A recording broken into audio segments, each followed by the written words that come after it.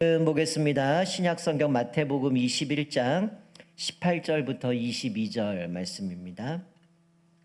마태복음 21장 18절부터 22절 우리 한 절씩 교독하도록 하겠습니다. 마태복음 21장 18절부터 22절 제가 18절 봉독합니다. 이른 아침에 성으로 들어오실 때에 시장하신지라.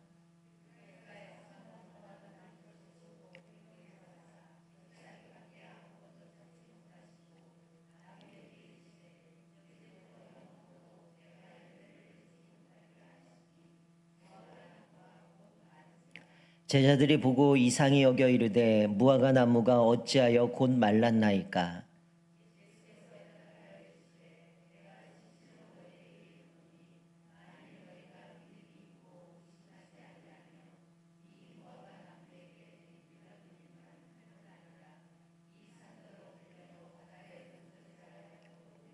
함께 읽겠습니다. 너희가 기도할 때에 무엇이든지 믿고 구하는 것은 다 받으리라 하시니라. 아멘.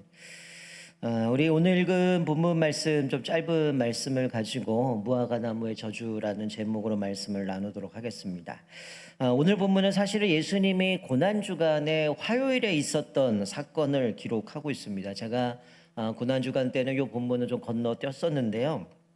소위 무화과 나무를 저주하신 사건입니다. 약간은 이것을 기록한 마태나 마가의 약간의 차이는 있어요. 마가는 예수님이 무화과 나무를 저주하신 사건을 성전을 방문하신 월요일로 있었던 일로 기록하고, 그리고 무화과 나무가 바싹 마른 것을 목격한 것은 화요일 날로 이틀에 걸쳐서 이야기를 합니다. 근데 우리가 오늘 읽은 마태복음은 두 가지 모두 다 화요일에 있었던 일로 사건을 기록을 하고 있어요. 자, 먼저 여기 18절에 보면 이른 아침에 베다니를 출발해서 예루살렘으로 가세요. 여러분, 이게 좀 지형을 좀 여러분들이 머릿속에 좀 그리시면 이 베다니는 해발 한 250m 정도 됩니다. 그리고 예루살렘은 해발 750m예요. 그래서 250m에서 750m까지 걸어 올라가신 겁니다. 그래서 제가 좀 찾아봤어요. 이 750m에 대한 산이 어디 있을까 검색을 했더니 북한산이 836m고요. 제가 예전에 한 10년도 넘었을 건데 청년들도 있고 분명히 우리 구집사님이 운전하시고 우리는 분명히 이정표는 북한산을 보고 올라갔더니 도봉산이더라고요.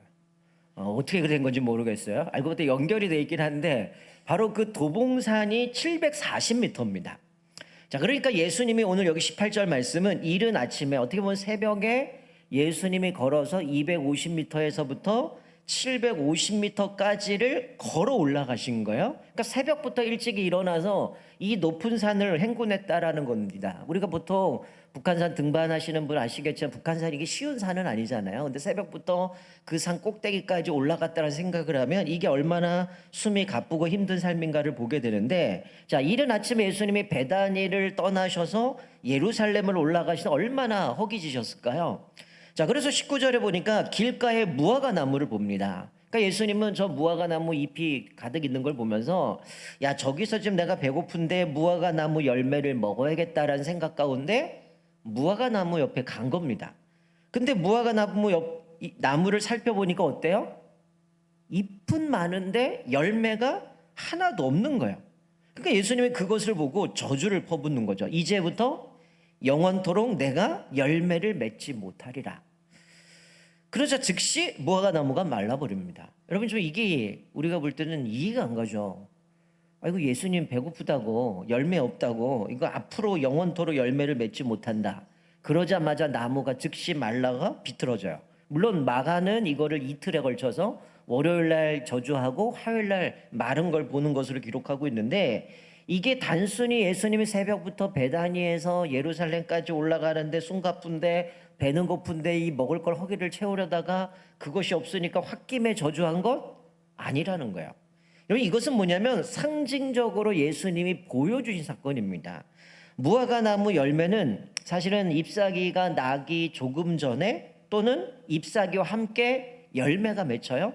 근데 이 무화과는 우리가 생각하는 것처럼 이 무화과를 첫 번째 열매를 먹는 게 아니라 첫 번째 열매를 따서 뜯어요. 따버립니다. 그리고 나면 무화과 나무 그 열매가 다시 열려요. 그게 이제 첫 열매가 지나고 나서 여름쯤 되면 다시 열매를 맺히게 되어지는데, 어쨌든 잎사귀가 무성하다라고 얘기하는 첫 열매가 맺어졌을 거라는 거죠. 아무리 그거를 다 땄다 할지라도 몇 개는 남았을 겁니다. 우리가 이스라엘 백성들 보다시피 율법이 뭐예요? 열매들 다 따지 말라고 그러잖아요. 늘 나그네나 이방인이나 고아와 가부들을 위해서 남겨두라고 이야기를 하는 모습을 보면, 예수님이 그곳에 가서 열매를 따서 드시려고 하는데 열매가 없다? 이건 뭔가 지금 정상이 아닌 겁니다. 즉 이거는 잎만 무성한 모습을 보면서 예수님이 화풀이 하신 게 아니라, 그것은 뭐냐면 상징적으로 보여주는 건데, 우리가 이 본문의 말씀이, 자, 마태는 오늘 본문 앞부분에 예루살렘에 예수님이 성전에 올라가서 성전 청결 사건이 기록해요. 자, 마가는 오늘 본문 뒤에 성전 청결하는 사건이 있습니다. 그 사이에 마태나 마가가 어쨌든 이 두 가지를 연결시켜서 이 말씀하고 있는 얘기는, 단순히 무화과 나무가 열매가 없어서 하나님 예수님이 홧김에 저주하신 게 아니라 뭘 보여주는 거냐면, 전후 문맥을 살펴보면 결국 이것을 통해서 예루살렘 성전을 향한 심판의 메시지를 무화과 나무를 투영해서 그것을 보여주는 이야기인 거죠. 즉 잎사귀가 무성한데 열매 없는 모습을 바로 이 무화과 나무를 통해서 이스라엘 백성들에게, 지금 제자들에게 실물 교육을 하고 있는 거죠. 여러분, 앞에 말씀드린 것, 정상적인 무화과 나무는 잎이 나기 시작하면 첫 열매를 맺어요. 자, 그 첫 열매는 대개 우리가 뭐 춘궁기라 그러죠. 우리 봄에 이제 먹을 게 없어서 참 빈공할 때, 그때 이 나그네들이 무화과 나무 첫 열매를 따서 자기들의 그 춘궁기에 배고픈 거를 채워가면서 생존을 지탱하는 것이 무화과 나무 첫 열매입니다. 그리고 나서 이제 여름에 먹는 무화과 나무가 우리가 지금 먹는 그 무화과 나무로 이해할 수 있는데, 자, 이 열매를 따주고 나면 이제 완숙한 무화과 나무가 나오는 거죠. 그러니 잎이 나고 첫 열매가 나면 그 다음은 정상적으로, 이 무화과 나무는 여름에 돼서 많은 열매를 맺겠구나 라는 것을 예고하는 것이나 마찬가지예요. 근데 예수님이 딱 갔는데 잎이 무성한데 열매가 하나도 없다? 이 얘기는 무슨 얘기입니까? 이 나무는 열매 맺지 못할 거다라는 거죠. 앞으로 여름이 돼도 열매를 맺지 못할 거다라는 것을 보여주는 거죠. 그러니 잎만 무성하면 이 나무는 나중에 가서 쓸모없는 나무가 될 거다라고 얘기를 하는 겁니다. 자, 예수님이 본 무화과 나무는 잎이 무성한데 열매가 없었어요. 즉 사람이 먹을 만한 열매가 없다는 거예요. 그것을 통해서 예수님이 보여주시는 건 뭐냐면, 이 무화과 나무의 저주를 받을 모습을 보여주면서 바로 앞으로 예루살렘의 성전을 청결할 사건, 마태복음 앞부분에 있지만 이 사건을 통해서 이들의 부패함과 죄를 심판할 것을 말씀해주고 있는 거죠. 그래서 사실은 뭐 어떤 신학자는 그렇게 얘기를 합니다.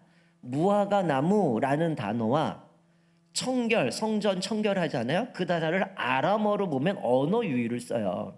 무화과 나무라는 단어와 뭐 예를 들어 무화과 나무가 테나라고 얘기하면 청결이란 단어는 토에나 이런 말이에요. 그러니까 이 사람이 딱 들었을 때는 무화과 성전 청결하면 이 의미가 언어 유희로, 지금 예수님이 언어 유희로 이것을 이야기하는구나라는 대번 아는 거죠. 자, 여기서 이야기하고 있는 건 뭐냐면, 왜 예수님이 성전을 청결합니까? 제가 고난주간에도 말씀드렸지만 이 성전은 어떤 곳이에요? 하나님을 예배하는 것. 예수님 말씀은, 왜 내가 이 집은 만민이 기도하는 집인데 너희들이 강도의 구렬로 만드느냐라고 얘기하면서 강도의 소굴로 만드는 책망하시는 모습을 보는데, 여러분 원래 이 예루살렘 성전은 어떤 곳입니까? 사실은 사람들이 그곳에 가서, 어떻게 보면 이 예루살렘 성전은 뭡니까? 흰 대리석, 그리고 황금으로 장식을 했고 웅장한 예식과 여러 율법과 제사들이 진행되는 곳이라는 거예요. 그러니까 마치 잎을 보면 열매가 있을 거라고 생각했듯이, 여러분 성전을 보면 당연히 저 성전에 뭐가 있어야 돼요? 하나님을 예배하고 하나님이 약속하신 그 구원의 은혜들을 경험하고 고백되어져야 되는 곳인데, 막상 예수님이 그곳에 들어갔더니 어떻습니까? 구원의 약속을 눈으로 확인하고 보기보다는 뭐가 있었어요? 오히려 성전이, 사람들이 그것을 봐야 되는데 그것을 막아버리는 역할을 한 게 성전이었다는 거죠. 우리가 잘 알다시피 가난한 사람들이 성전에 와서 1년에 성전세를 내야 되잖아요. 근데 이게 우상의 얼굴, 황제의 얼굴이 있는 화폐 갖고는 못하니 환전을 해야 되는데 여기서 이중과세를 매기는 겁니다. 환전을 해서 두 번의 것들을 하면서 폭리를 취하는 거죠. 그러니까 가난한 사람이 이 돈도 없어서 겨우 지금 성전세를 내야 되는데 환전을 하는데 거기서 몇 번의 이 환을 바꾸면서 거기서 세금을 착취해 버리니까 어려움이 있었고요. 또 하나는 하나님 앞에 재물을 바쳐야 되는데 내가 가져온 거는 부정하다는 거예요. 그러니 그거 갖고 할 수는 없어. 그러니 어떻게 해요? 너 여기 있는 거 우리가 깨끗한 정결한 거 있으니 이거 사서 제사를 드려야 돼. 근데 자기가 봐도 내게 더 깨끗하거든요. 정결하거든요. 분명히 이 앞에 재물은 뭡니까? 지금 이거 사라는 거는 그 앞에 있는 사람 거 뺏은 거죠. 그러니까 사실은 자기네가 정말 정결하게 구별된 게 아니라 남의 거 뺏어다가 착취해서 몇 배로 팔아버리는, 거기서 돈을 취득하면서 네가 가져온 건 부정한 거 우리한테 넘겨. 이거 제사 못 드려. 그래서 자기네가 갖고요. 그걸 또 딴 사람한테 두 배로 파는 겁니다. 세 배로 팔듯. 이런 것을 통해서 결국 어떻게 해요? 가난한 사람들이 낙담하게 되고 하나님의 구원의 약속을 보기 원했지만 오히려 성전에 있는 제사장들이나 이런 모습들을 통해서 깊은 상처와 절망을 겪게 되어버렸다는 거야. 마치 예수님이 무화과 나무에 잎이 무성하니 야 저기 열매가 있겠구나. 그러면 춘궁기 때 나그네들이 가서 야 나 지금 허기지고 이 어려운 고비를 넘길 때 먹을 게 없으니 이거라도 먹고 생존을 해야 되는데 거기서 가서 열매가 없으면 절망하겠죠. 마치 그 모습을 보여주고 있는 거죠. 마치 이 성전은 식민 지배에서 로마의 지배 아래 얼마나 압제를 당했습니까?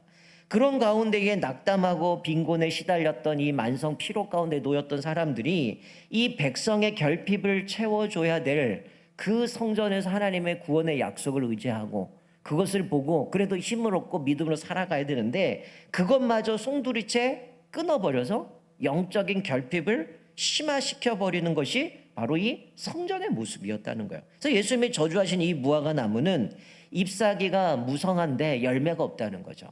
즉 성전 청결할 때 분명히 이 성전은 화려하고, 그래서 우리가 살펴봤던 것처럼 예수님 이거 보세요. 이 성전 보세요. 얼마나 화려합니까? 얼마나 이렇게 든든합니까? 우리가 아마 하나님 잘 섬겨서 이런 큰 이렇게 로마가 져주고 우리가 이렇게 드리는 거 아닙니까? 근데 예수님 뭐라고 말씀하세요? 돌 하나도 돌 위에 남지 않고 다 무너뜨려지리라. 바로 예수님이 오늘 장면 이후에 25장 가면 그 얘기를 말씀하고 있거든요. 결국 잎만 무성한 나무는 뭡니까? 사람을 속이는 거죠. 여러분 이 성전이 그랬다는 거예요. 화려하고 황금으로 칠해놓고 사람들이 이제 절기를 지키러 오면 거기서 구원의 은혜들을 경험하고 구원의 약속을 누려야 되는데 막상 그곳에 오면 더 마음이 불편해지는 거죠. 하나님을 만나기보다는 상처 입고 돈이 없으니 제대로 제사도 못 드릴 거고 여러 가지 모습 가운데 어려운 모습 가운데 결국은 정작 열매 없는 이 성전을 보시면서 예수님이 그들이 심판할 것을 이 무화과 나무를 통해서 경고하셨다라는 거죠. 여러분 여기서 우리가 깨달을 수 있는 건 뭡니까? 삶에서 열매는 필수적이라는 것을 가르쳐 주는 겁니다. 마치 무화과 나무가 잎이 즉시 말랐다라는 얘기는 열매 맺지 못하는 사람은 어떻게 된다는 거야? 이와 같이 하나님의 심판이 임박했음을 말씀해 주는 거죠. 그래서 24장에 보면 우리가 전에 주일에도 살펴봤지만 사람들이 여러 가지 징조를 얘기해요. 예수님 전쟁도 나고요, 기근도 나고요, 전염병도 일어나고 거짓 메시아도 등장하는데 예수님 재림이 언제 일어납니까? 성전이 무너진다는 어느 때입니까? 어떤 징조가 있습니까? 물었잖아요. 그때 예수님이 하셨던 말씀이 24장 30에 이렇게 말씀해요. 무화과 나무의 비유를 배우라. 그 가지가 연하여지고 잎사귀를 내면 여름이 가까운 줄을 아나니, 이렇게 말씀해요. 즉 무화과 나무의 비유를 배우라는 얘기는 가지가 연해지고 잎사귀가 나고 그러면 곧 여름이 돼서 열매 맺는다는 걸 아는 것처럼 예수님은 전쟁, 기근, 전염병, 수많은 거짓 선지자들, 거짓 선생들 등장하고 멸망에 가증한 것들이 성전에 서는, 그래서 헤롯 대왕이나 여러 로마 황제들 거기다가 제우스 신상 세우고 대지피를 갖다 붓고 이런 모습 보이면 바로 그때가 재림이 가까웠다라는 것을 분별하라고 말씀한 거예요.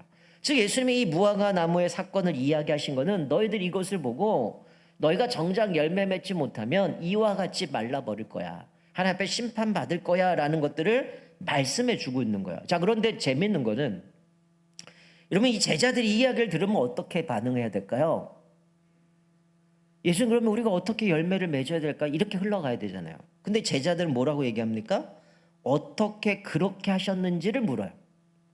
예수님 어떻게 무화과 나무가 즉시 말랐습니까? 여러분 이 얘기는 마치 예수님이 이들을 파송해서 귀신을 쫓아낼 능력도 주시고 복음을 전하게 왔는데 나중에 사람들이 와갖고 얘기하잖아요. 예수님 당신은 귀신을 쫓아내 얘네들은 귀신 못 쫓아냈습니다. 그때 예수님이 기도에는 이런 유언 알 수 없다 이런 얘기를 했는데 그때도 제자들은 뭘 물었어요? 예수님 왜 우리는 귀신을 못 쫓아내죠? 이런 얘기를 했거든요.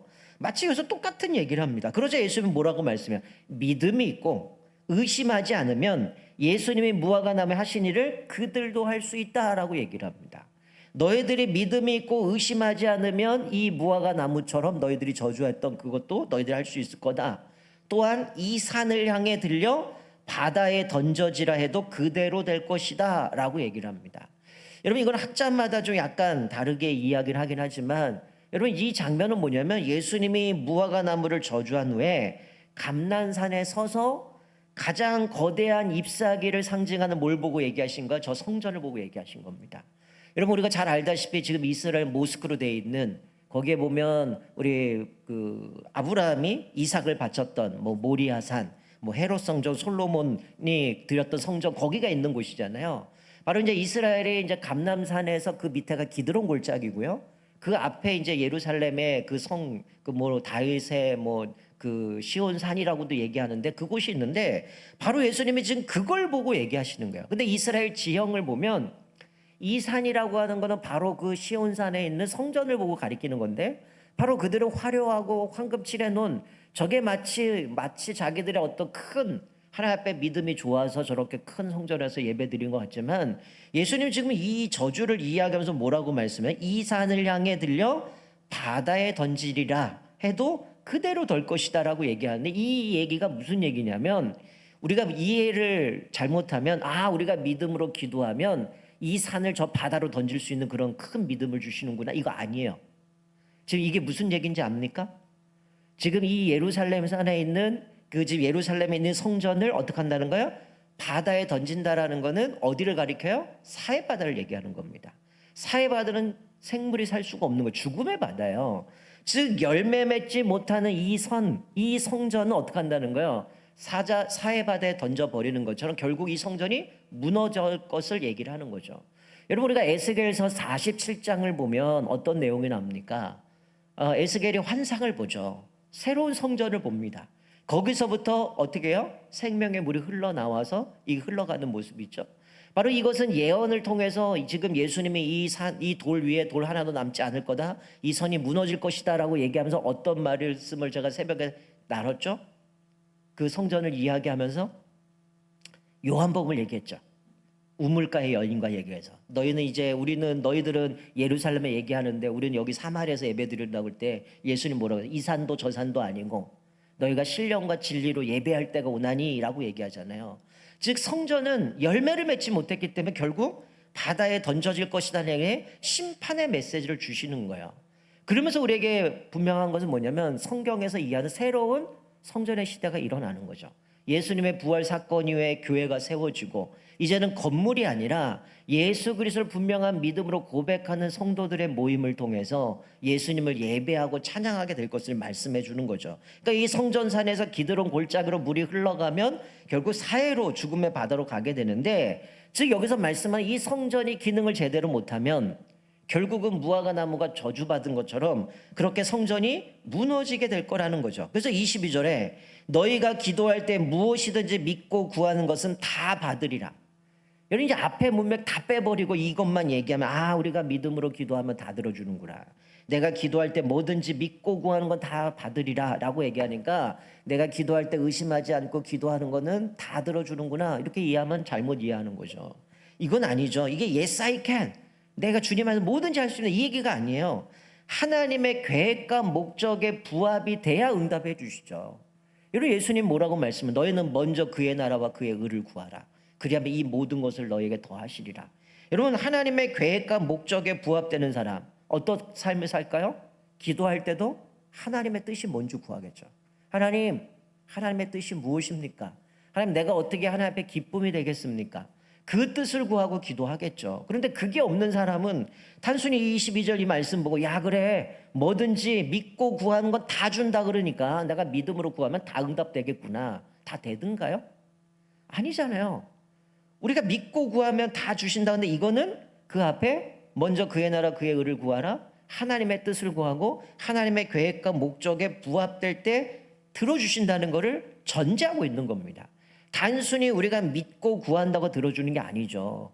여러분 하나님 저 믿고 구합니다. 오늘 로또 1등 당첨되게 해주세요. 들어줘요 안 들어줘요? 그렇게 해서 들어줬으면 저 벌써 부자 됐죠. 예, 뭐 로또도 사본 적도 없지만 여러분 그런 기도 들어줍니까? 아니잖아요. 그러면 하나님의 뜻을 구해야 되겠죠. 그리고 하나님의 뜻에 따라 부합된 목적대로 기도하면 하나님이 응답해 주신다는 것. 이런 상황에 뭐든지 예수님의 이름으로 구하면 다 이루어진다가 아니라 뭐예요? 하나님 앞에서 열매 맺는 사람은 당연히 뭐 하겠습니까? 하나님의 뜻을 구하는 사람일 거고 하나님의 기뻐하신 뭔지를 구할 것이고 그름으로 인하여서 그 사람의 기도는 믿음으로 구하면 하나님이 이루어 주신다라고 말씀해 주고 있는 겁니다. 여러분 말씀 맺겠습니다. 오늘 말씀을 통해서 우리에게 주시는 교훈이 뭡니까? 여러분 잎사귀가 무성하지만 열매가 없어서 저주를 받은 이 무화과나무를 통해서 우리에게 경고하고 있어요. 여러분 우리가 수많은 세월 동안 예수를 믿고 이미 몇 번의 부활주의를 보냈습니다. 여러분 고난주간 때는 우리가 정말 예수님의 십자가의 죽음 고난을 묵상하지만 여러분 부활주일이 지나고 나면 고난 다 잊어버려요. 예수님이 나를 위해서 오늘 우리 찬양하실 때는 예수님의 그 놀라운 사랑 이야기는 바로 그 이야기지만 우리가 너무 쉽게 예수님의 고난과 십자가를 잊고 살 때가 많다는 거야. 그러니까 끊임없이 우리의 욕망을 구할 때가 많다는 거예요. 근데 오늘 예수님은 우리에게 말씀하셔서 정작 우리에게 구하시는 거는 열매를 말씀하신다는 거죠. 여러분 마태복음 7장에 보면 나더러 주여 주여 하는 자마다 천국에 들어갈 것이 아니요 다만 하늘에 계신 내 아버지의 뜻대로 행하는 자라야 들어가리라 라고 말씀합니다. 여러분 내가 믿습니다 기도 많이 한다고 여러분 하나님이 기뻐하시는 게 아니라는 거죠. 하나님의 뜻이 뭔지를 구하는 거죠. 여러분 아버지의 뜻대로 행하는 자는 열매를 맺는다라고 얘기를 해요. 여러분 우리가 마태복음 25장에 나오는 그 이유한 달란트 비유도 보면 뭐예요? 결국 하나님의 우리에게 각각의 능력을 따라서 달란트를 맡기셨어요. 근데 그 달란트를 통해서 우리가 열매를 맺느냐 맺지 못하느냐 하나님을 오해해서 아주 이상한 분으로 이해해서 땅에 묻어둔 사람은 사실 그 한 달란트도 어마어마한 돈인데 하나님을 오해해서 열매 맺지 못함으로써 결국은 슬픔에 이르갈미 있으리라고 책망하시지 않았습니까? 여러분 요한복음 15장 5절에 보면 이렇게 말씀 나는 포도나무요 너희는 가지니 그가 내 안에 내가 그 안에 거하면 사람이 열매를 많이 맺나니. 여러분 어떤 사람이 열매를 많이 맺는다고요? 내가 그 안에 그가 내 안에. 하나님과 우리 사이에 영적인 연합 가운데 교제가 이루어지고 내가 성령 안에 거하면서 하나님의 뜻을 구하고 살아갈 때 우리가 열매를 맺는다는 거야. 그래서 이렇게 말씀해요. 너희가 나를 떠나서는 아무것도 할 수 없음이라. 여러분 하나님과 연합된 그 아름다운 사귐 속에서 우리는 열매를 맺을 수 있다는 거예요. 우리는 어떻습니까? 여러분들은 열매 맺는 삶을 살고 있습니까? 우리 교회는 열매 맺는 삶을 살아갑니까? 교회로서의 기능을 잘하고 있냐는 거죠. 여러분 오늘 예루살렘의 성전은 그 기능을 못했어요. 그래서 결국 예수님 앞에 책망받게 되고 그 상을 다 엎어버리고 만민이 기도하는 집인데 하나님의 뜻을 구하기보다는 너희들의 욕망을 위해서 돈과 이런 것들 축적해가는 그렇게 해서 결탁돼서 마치 강도의 소굴을 만드는 이 모습은 예수님이 다 엎어버리시고 이 성전이 무너질 것을 말씀해 주셨는데 우리는 이 천산중앙교회는 그런 하나님 앞에 부름받은 기능들을 잘 감당하고 있냐는 겁니다. 여러분 우리가 어떤 열매를 맺고 살아갑니까? 여러분 성경에 많은 열매들 이야기해요. 성령의 9가지 열매, 뭐 빛의 열매, 또 우리가 의의 열매 이런 얘기를 합니다. 근데 우리는 자꾸만 열매를 맺어야 된다라고 얘기를 하면 어떤 생각을 하냐면 자꾸 공로주의로 빠져요. 내가 뭘 했냐 이걸 갖고 열매라고 생각해요. 여러분 목사가 이거 착각하면 어떻게 될까요? 내가 목사가 교회에서 내가 어떤 역할을 했는가, 어떤 사역들을 했는가, 어떤 일을 했는가. 예수님이 그거 볼까요? 그거 보지 않아요. 여러분 성경에 보는 성령의 9가지 사랑이라고 합병 오래 참은 자비 양선 충성 온유 절제니 이게 다 뭐예요? 성품과 관련이 있어요. 결국 우리가 주님을 닮아가야 되는 거고 거룩해져야 되는 거죠. 빛의 열매 모든 착함과 의로움과 진실함에 있느니라. 또 의의 열매, 화평케 하는 자들은 화평으로 심어 의의 열매를 맺느니라. 여러분, 성경에서 우리에게 열매를 얘기할 때 네가 얼마나 이렇게 했느냐, 얼마나 업적을 쌓았느냐, 그거 얘기하지 않습니다. 여러분, 여기 성경에서 분명한 것은 우리가 얼마나 주님을 닮아가느냐, 주님의 마음을 알고 주님의 뜻을 깨닫고 그 나라를 위하여 우리가 믿음으로 나아가는가, 그것을 요구하고 있지 우리의 어떤 업적, 공로 이거 얘기하지 않아요. 근데 우리 자꾸 열매 맺으라 그러면 자꾸만 내가 한 행위들을 생각해요. 그건 열매가 아닙니다. 여러분, 나를 생명을 구원해 줄 주님 앞에서 내가 기꺼이 감사해서 그것을 하는 거지, 그게 내가 이걸 해서 하나님 내가 이만큼 했습니다, 이거 주님 보실까요? 아니에요. 그건 당연한 거예요. 주님 앞에 의대 받은 사람이라면 그거는 기꺼이 하는 겁니다. 그게 내가 뭔가 의가 되고 공로가 돼서 그것을 통해 내가 구원받는 게 아니잖아요. 이미 구원받은 사람은 감사해서 하는 거잖아요. 주님 앞에 믿음으로 나가는 거죠. 저와 여러분은, 또 우리 천산중앙교회는 아름다운 열매를 맺으며 살아가시기를 주님의 이름으로 축원드립니다. 여러분, 특별히 오늘 이 말씀을 통해서 한 가지 깨닫는 것은 성전이 그 역할을 감당하지 못하고 잎만 무성한 나무였다라는 거예요.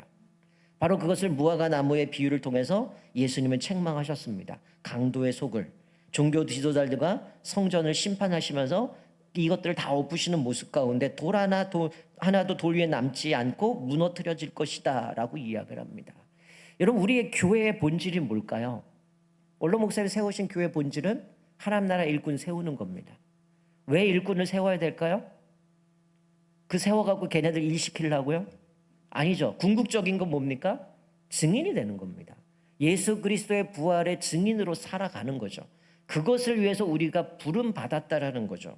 여러분, 한 가지 정말 부탁드리고 싶은 거는 우리 천산중앙교회는 일꾼 되려고 하지 말았으면 좋겠어요. 일꾼 되는 게 아니라 일만 잘하는 사람이 아니라 예배자가 되셔야 돼요. 하나님을 예배하고 하나님을 경외하고 하나님을 두려워하는 사람이 봉사를 해도 하나님의 뜻대로 가는 것이지, 그게 빠져버리면 어떻게 될까요? 공로주의로 가는 겁니다. 내가 이렇게 했는데, 내가 이런 일을 했는데, 그래서 우리 교회가 이런 거 했는데, 이런 결국 한국교회가 서로 자기 자랑하다가 끝난 거 아닙니까? 완전 밑바닥 한 거 아니에요. 여러분, 나가면 한국교회를 향해서 야, 얘네들 잘한다, 좋은 일 많이 한다, 이런 얘기 안 합니다. 우리 보고 오히려 비난이 많아요. 왜 그럴까요? 자기들끼리 싸우거든요. 이 교회 가서 뺏어오고 저기서 뺏어가고 교회끼리 싸움 나고 늘 법정에 나오는 얘기들 그런 얘기고. 여러분, 오늘 성경에서 이야기하고 있는 거는 우리의 본질을 추구하셔야 돼요. 오늘 예수님이 말씀하신 건 하나님의 은혜를 구하고 또 그 은혜를 통해서 우리가 열매 맺는 건 뭡니까? 주님의 뜻을 구하고 하나님의 기뻐하시는 일을 해야 되는 거죠. 그것은 뭡니까? 성경이 처음부터 끝까지 얘기한 게 뭐예요? 증인의 삶을 살아가는 거죠. 우리 제자들도 얘기한 하나님의 주권을 인정하고, 그리고 우리 삶 속에서 우리가 생활 선교사로서 어떻게 하면 하나님의 나라를 회복할 것인가, 우리 삶을 통해 그것을 드러내야 되고 믿음으로 살아갈 때 그것이 예수 그리스도 부활이 증거되는 것이지, 그냥 우리끼리 좋아서 은혜 받고 우리끼리 즐거워하고 이거 아니라는 거죠. 그럼 우리가 오늘 말씀을 보면서 과연 나는 열매를 맺고 있는가?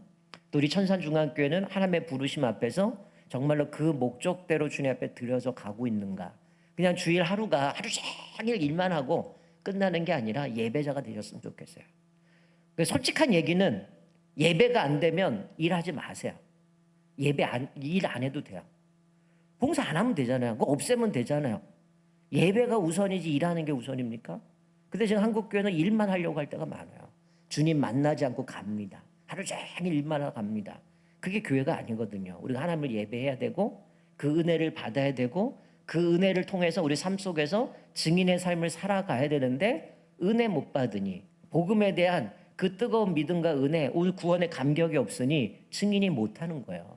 그러니까 우리가 다시 한번 오늘 말씀 보면서 이 열매 없는 이들을 향해서 예수님이 무화과나무를 정죄하시고 이 성전을 바다에 던지리라라고 얘기하셨던 이 말씀을 기억하면서, 우리가 특별히 50주년인데 우리는 과연 한 사람 한 사람 우리 성도님들이 또 주님 앞에서 온전한 믿음 가운데 구원의 감격과 기쁨 속에서 열매 맺고 살아가는가, 또 우리 교회가 교회의 본질을 지켜가면서 늘 주님 앞에 예배하고 또 그 예배자로 살아감으로 있어서 우리가 증인의 삶을 살아내고 있는지 다시 한번 우리 삶을 돌아보면서, 혹시 내가 봉사하고 섬기는 것이 마치 나의 공로주의처럼 내가 이런 일을 했고 내가 이런 것들을 했고 이래서 마치 이거로 대가로 내가 뭔가 얻어질 것처럼 착각 속에 있는 것은 아닌지 다시 한번 돌아보면서 하나님께서 우리에게 주신 귀한 은혜를 다시 한번 생각하면 나는 열매 맺고 살아가는가?